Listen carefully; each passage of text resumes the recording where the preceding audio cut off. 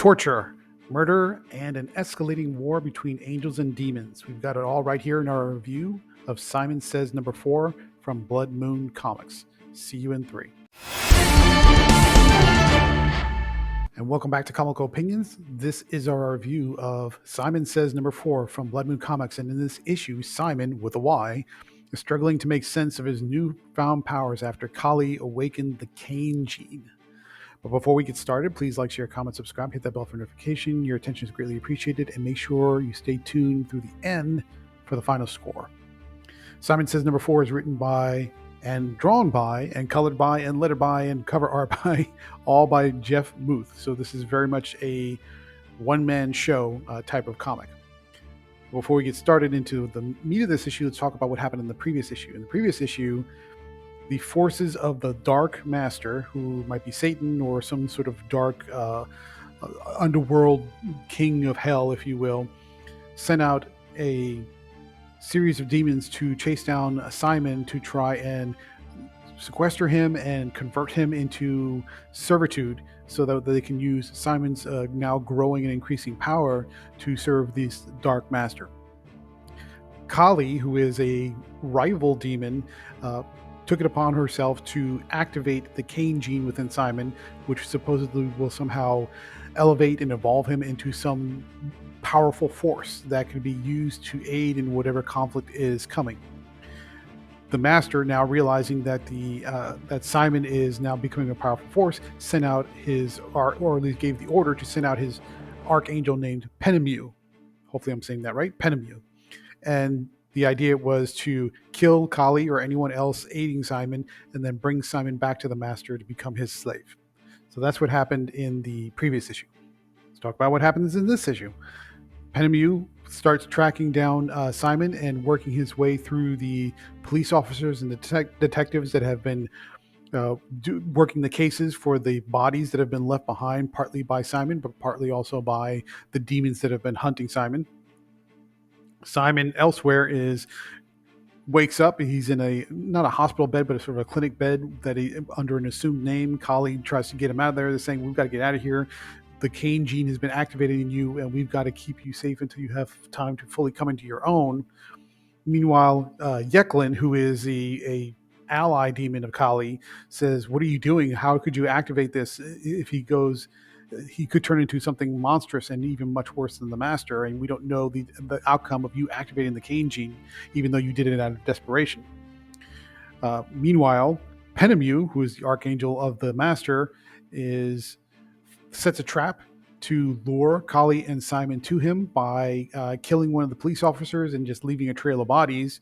Kali, recognizing that she's got to stop Penemu before he has a chance to get to Symon, they track Penemu down, and then Symon, now with the activated Cain gene within his body, metamorphs into this hideous demon creature and kills Penemu.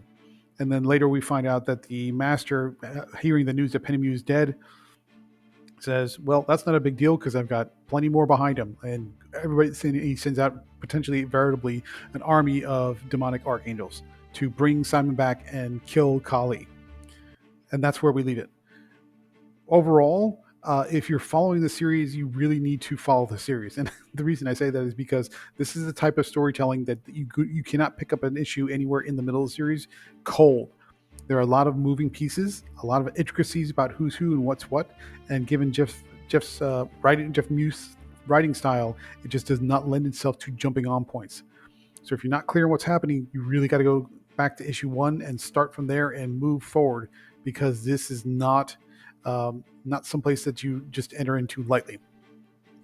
Overall, what do we think about Symon Sayz number 4 on the positive side? What do we like about it? The sense of scale and scope of what's happening keeps getting bigger with each issue, which is a good thing. It's a positive thing.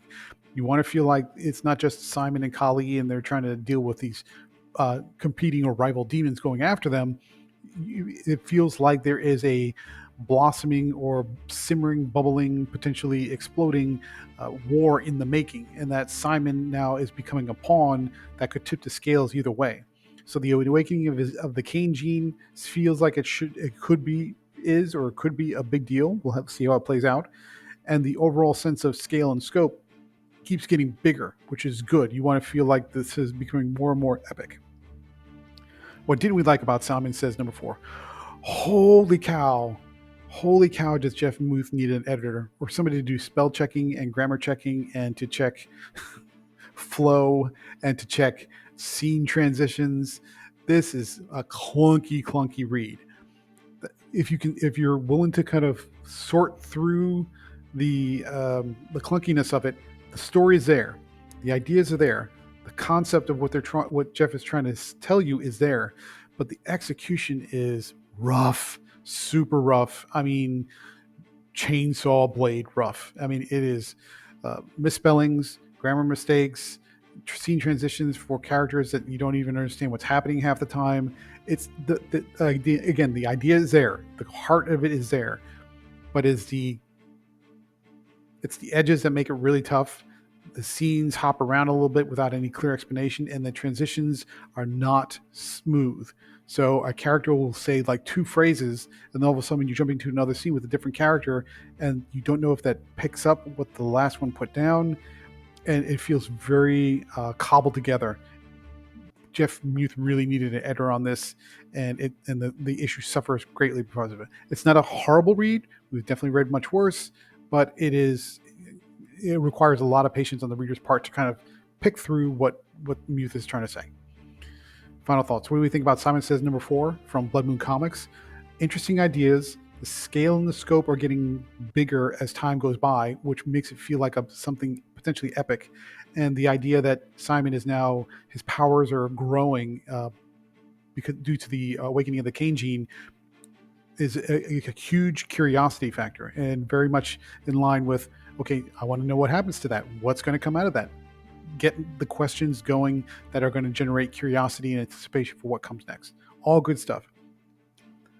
The downside of the Symon Sayz number 4, it's in the technical execution. The dialogue, the scene development, the scene transitions from one character to the next are badly in need of editing, rewrite, and fixing, because it's a clunky, super clunky read. It's very rough. Therefore, we're going to give Symon Sayz number 4 from Blood Moon Comics I think, to be fair, a generous 6.2 out of 10. I hope you enjoyed this review.